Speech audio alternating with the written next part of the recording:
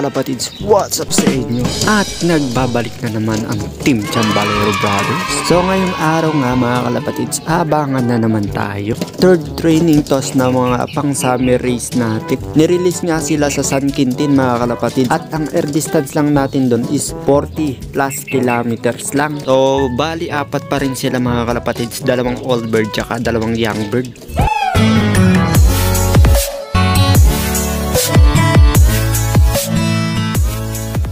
Mabilisang abangan lang yung mga kalapatid. So abangan natin sila saglit. At tingnan natin kung makukumpleto yung apat nating summer race. Kasi may pupuntahan kami ngayon eh. At ito pala mga kalapatid, dadalhin ko tong mga natin pang winter race. Bali ito, 6 sila. Dalawa dyan yung 100 days natin. Tetestingin na natin silang iagis-agis sa malapit papalayo. Yan mga kalapatids, yan lang ang pang winter race natin next season. Pagkatapos ng summer race, sila naman yung kakarera.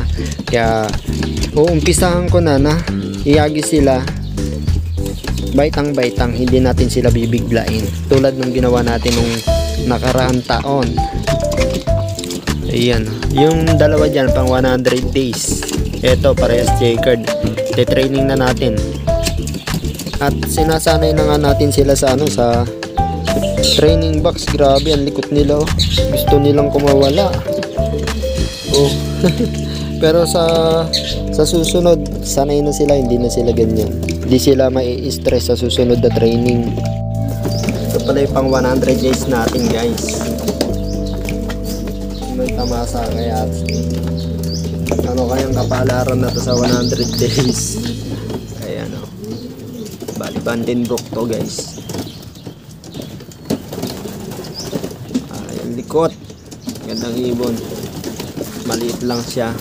Siguro possible hen, magkapatid sila na sinuksokan ko ng 100 days ng Taguro. Pareha silang hen, tumabas. Gandang ibon guys, bilog para magtamasa. 100 days challenge, let's go, malapit na.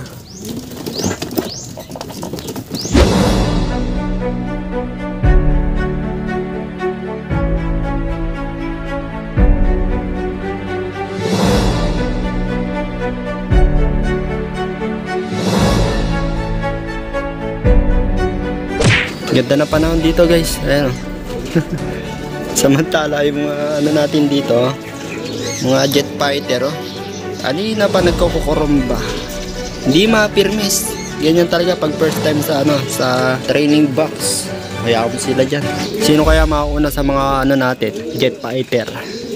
Malamang natangi-tangi pa yung mga yun, pang third training tas pa lang nila. May isa na tayo. Sinasabi ko na nga ba mga kalapatids. Ayun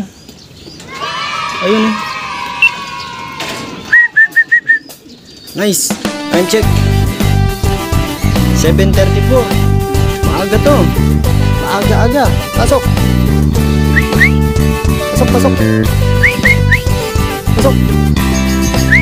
First bird James Trend. Pagka nagkapares siguro to, papasok to ng mabilis. Wala pang kapares kasi pasok. So dumating siya 7:34 mga kalapatids. Tapos ayan ako, bumaba na. Okay, pasok. Nice boy. Good job. Nice.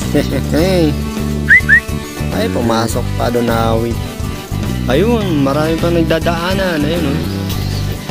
Ayun pa. Ayan wala pa babaklas dyan. Hintayin natin baka may bumaklas. Ayun dami.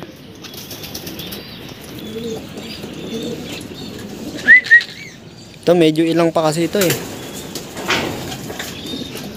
Pasok. Medyo ilang pa siya. Matagal nating condition to simula nang dumating sa atin.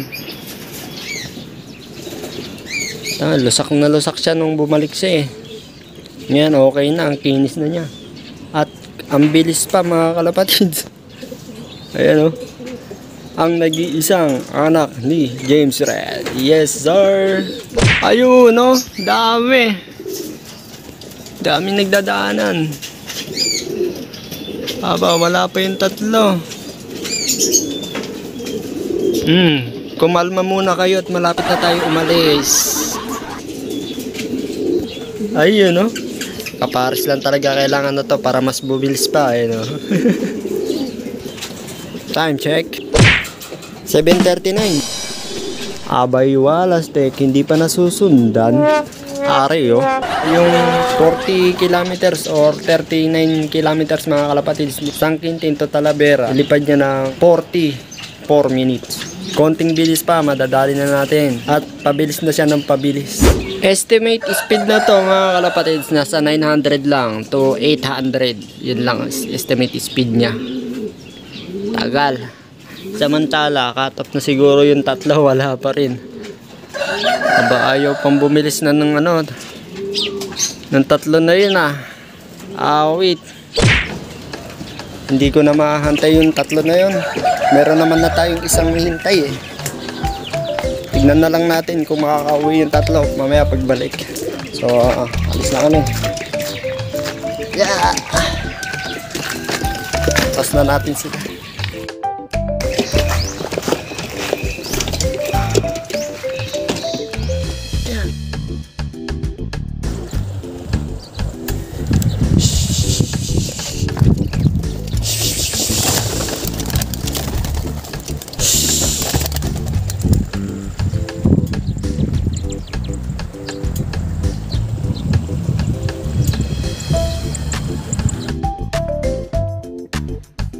Time check 8:25.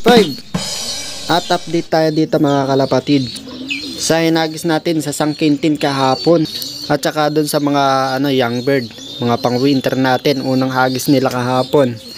Eto nga mga kalapatids, grabe, mga malulungkot, mga stress. Ayun stress sa biyahe. Yung mga pang winter natin, ayun yung pang 100 days hinagis natin kahapon. Unang karga din nila sa training box. Ayun kasi mga likot-likot nila kahapon, ang lungkot nila. Grabe. Ayun grabe sila halos lahat, ang lungkot. Ayun grabe. Ayan, pinainom na natin sila ng electrolytes para bumalik yung lakas nila. At medyo na-stress, medyo napagod sila. Pahingahin na muna natin sila ngayong araw at hanggang bukas. Baka next week ko na sila ulit ihagis. Bakit naman nagtataasan yung balahibo nyo? Pero mainam yan hanggat sila, yung bata pa sila, hanggat hindi pa nagsisimula yung karera masanay na sila sa ganyan. Kasi mas mahirap yung dadanasin nila sa track, sa club. Mas siksikan doon at mas marami silang makakasamang mga ibon. Kaya dapat bata pa lang sinasanay na rin natin sila sa hirap. Samantala mga kalapatids, yung nahintay nga natin kahapon, yung Sangkintin toss. Ang nauna nga, ayun, yung anak ni James Red. Ayun ang galing. Pangalawang toss pa lang niya yan. Siya na yung nauna. Nung first toss, siya rin yung nauna. Tapos, eto si Uno, nakabalik din sila. Hindi ko na nga lang naabangan. Ayan si Uno, nakabalik din. Hindi ko na lang naabangan. At yung dalawang pang summer natin, mga kalapatids, nandito rin. Nakabalik din. Kompleto pa tayo. Cut off nga lang itong mga to kasi nung umalis ako, cut off na. Pero at least, bumalik pa rin sila. Ayun ay nagkukuto, tsaka yung isa medyo stress din. Lubog din yung leg. Pero ayos yan, madali lang naman yan. Electrolytes lang yan. Parang electrolytes tsaka honey, ayos na yan. Tsaka pahinga, yun lang ang kailangan yan mga kalapatids. Samantala, update namin kayo dito sa ating pa-GB. Ang lalaki na guys, ayun malapit na. At nakikita ko na tumutuka-tuka na tong mga to. Ay, ganda na tong isa Pa-comment naman mga kalapatids kung ano mechanics ang maganda, yung masaya. Magla-live na lang tayo. Kasi sawa na ako sa pahula eh. Ano sa tingin nyo? Comment down below.